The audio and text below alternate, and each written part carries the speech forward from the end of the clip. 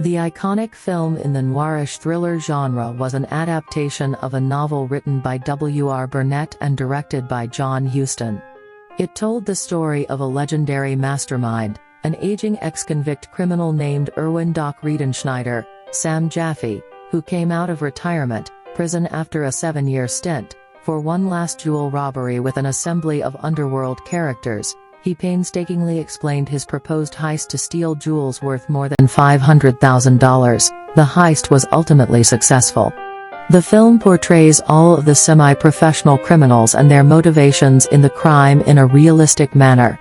The film focuses on 3 two-bit hired crooks: Box Man, Safecracker, Louie Ciavelli, played by Anthony Caruso, a getaway driver, hunchbacked diner owner Gus Minissi, played by James Whitmore, and a tough, strong-armed hooligan drifter named Gene Hagen. Alonzo Emmerich, played by Louie Ciavelli, was a sleazy and corrupt lawyer and financier who would fence stolen goods to support his lavish lifestyle, for example, an affair with seductive mistress. Angela Findlay, played by Marilyn Monroe in a brief but memorable cameo role, was his blonde and voluptuous mistress. Much to his chagrin, she referred to him as Uncle Lon, and he referred to her as some sweet kid. He kept Angela as a mistress for many years. The actual jewel heist was meticulously described, complete with specifics of the high-pressure robbery, the hammering through a brick wall, the nitro bottle with homemade soup, the alarm system, etc. After a successful heist, everything went horribly wrong very quickly when an alarm went off by accident and the person who broke into the safe was fatally injured by a stray bullet fired by an armed guard. Emmerich, who was known as the Big Fixer, also had a plan to pull a double cross and intended to steal the jewels before making his way to Europe.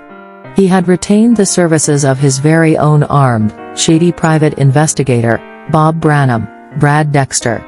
When Emmerich delayed payment for the jewels and then suggested taking possession of the jewels from Doc at gunpoint, he was playing both Dix and Doc for fools and committing a double cross. Dix was the one who discovered the plot to sabotage the fencing operation and shot Branham. Unfortunately, he also sustained fatal wounds.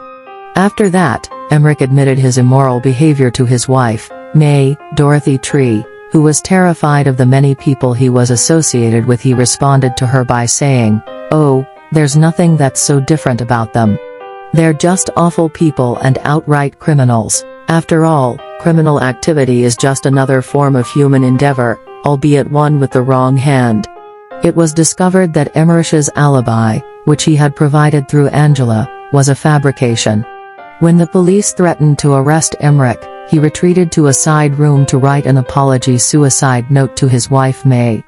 However, after he finished writing the note, he tore it up into pieces, reached for a gun that was stashed in the desk drawer, and then committed suicide. The gunshot was heard off-screen. After making a pit stop at a roadside diner during his attempt at freedom, Doc was caught by the authorities and taken into custody.